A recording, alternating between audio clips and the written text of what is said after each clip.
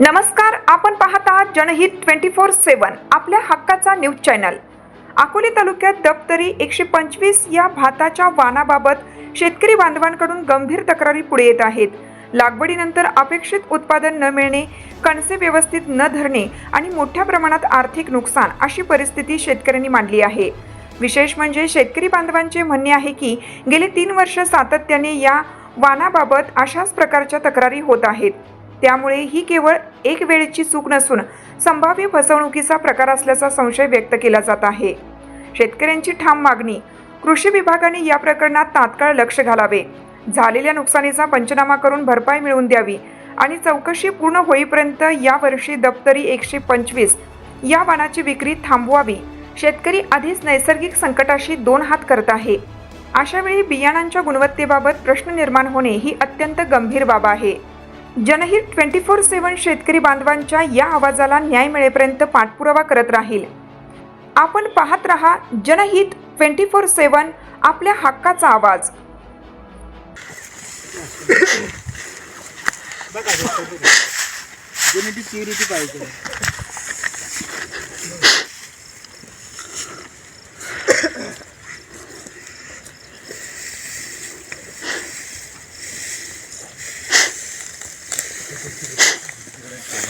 काय म्हणून राहिले तुम्हाला कवटा प्लॉट पण देणार आहे। एक मिनिट ऐकून घ्या। हे काय म्हणून राहिले याच्यात बेस तुला मी सांगितलं काय म्हणतो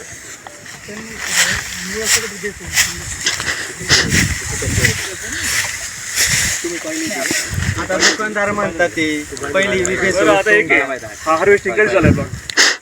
काल झालाय। काल प्लॉट हार्वेस्टिंग झालाय।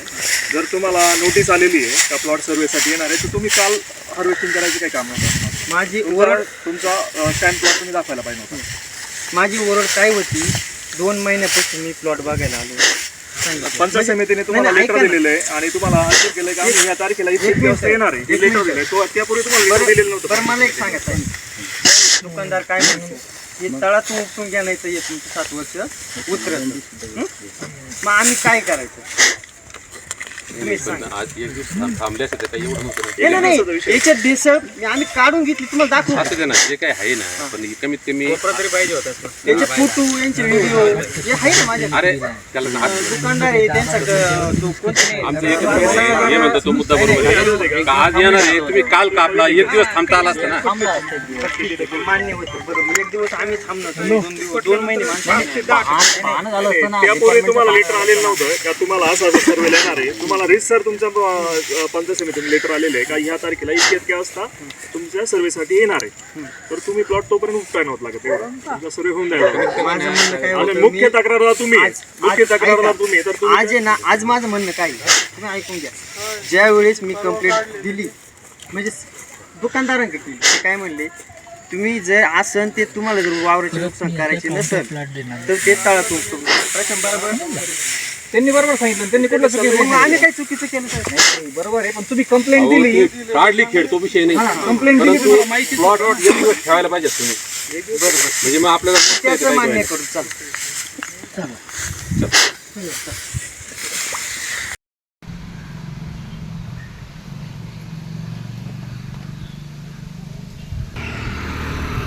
नमस्कार, माझं नाव सागर भाऊसाहेब शेळके, राहणार जामगाव, तालुका अकोले, जिल्हा अहिल्यानगर। आजची माहिती याकरता सांगायची आहे का दप्तरी 125 नंबर हा भाताचा वाण इतका खराब झालेला आहे का 2023 सालीसुद्धा 129 अर्ज येऊन अर्जांना काही प्रतिउत्तर न भेटलं।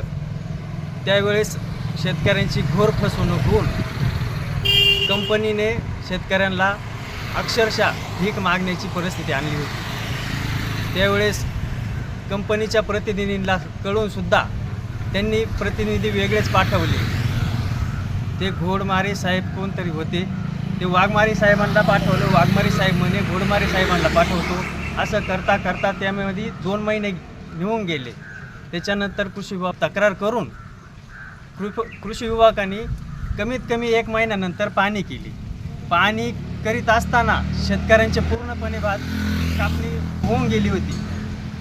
त्याच्यानंतर कंपनीच्या प्रतिनिधींनी असे सांगितले का हे भाताचं बियाणं आमच्या पिशवीत आलेलं नाही, हे रानभात म्हणून ओळखलं जातं.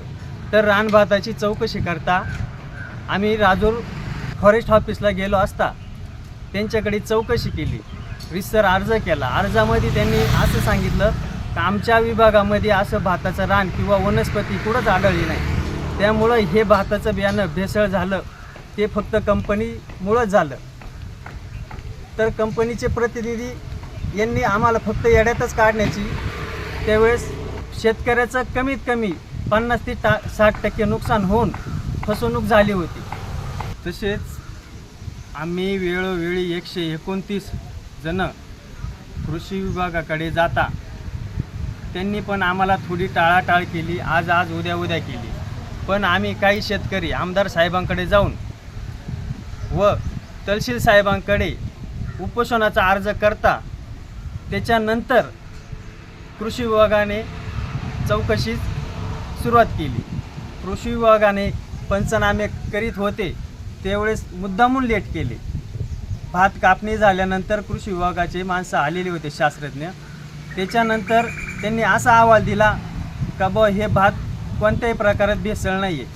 पण जे भाताची खरंच नुकसान झाली होती ते भात पूर्णपणे खराब होऊन गेले होतं. त्यामुळं शेतकऱ्यांनी पावसाच्या दृष्टीनं कापून घेतलं, पण ते कापून घेतल्याच्या नंतरसुद्धा 50 ते 60% नुकसान होऊन 20 ते 22 रुपये किलोने ते भात दुकानदारांना घातलं.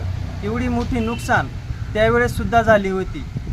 2024, 2025 आणि 2023 बघता आम्हाला ह्या वर्षीसुद्धा 2025ला मोठ्या प्रमाणात भाताच्या भेसळीमुळे शेतकऱ्यांना नुकसान सहन करावी लागली.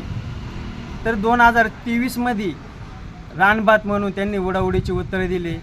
24मध्ये दुकानामध्ये सोंड्यांचं भात आलं पण ते विक्रीला गेलं नाही, असा निष्काळजीपणा कंपनी घेते. त्याच्यानंतर 2025 साली एवढ्या प्रमाणात नुकसान झाली का त्यांनी फक्त 2 लॉट त्याच्यामध्ये चेक केले. चेक करता असता ते भरपूर प्रमाणात 2 लॉट म्हणजे कमीत कमी 200 ते 300, 400 ते 500 हेक्टर शेतीची नुकसान झाली. त्याच्यामध्ये लोकांना 100%मध्ये कमीत कमी 20 ते 30% उत्पन्न झालं. एवढी मोठी नुकसान असताना पण कृषी विभागाकडून पंचनामे होऊन कृषी विभागाने अहवाल दिल्याच्या नंतर शेतकऱ्यांना म्हणले का तुम्ही एखादा वकील बघा, त्या संदर्भातली तुम्हाला केस लढवावी लागेल. पण शेतकरी वकील आणि कोर्ट कचऱ्या न करता गप्प बसून गेला. तेच 2023, 2024 व 2025 साली ही झालेली नुकसान ही फक्त शेतकऱ्यांचीच नुकसान झालेली आहे. गोरगरीब शेतकरी याच्यात भरपूर प्रमाणात मेलेला आहे. पण माझी आज शेतकऱ्यांच्या वतीनं किंवा माझ्या वतीनं हीच विनंती राहीन की अकोले तालुक्यामध्ये दप्तरी 100 नंबर बियाणं हे विक्री करू नये. एक तर दुकानदारांनी करू नये, त्याला परवानगी कृषी खात्याने देऊ नये. आम्ही वेळच्या वेळी आमदारांना पण सांगितलं होतं, तहसीलदार साहेबांना पण सांगितलं होतं, वरिष्ठांना पण सांगितलं होतं. ही एवढी आमची कळकळीची विनंती आहे.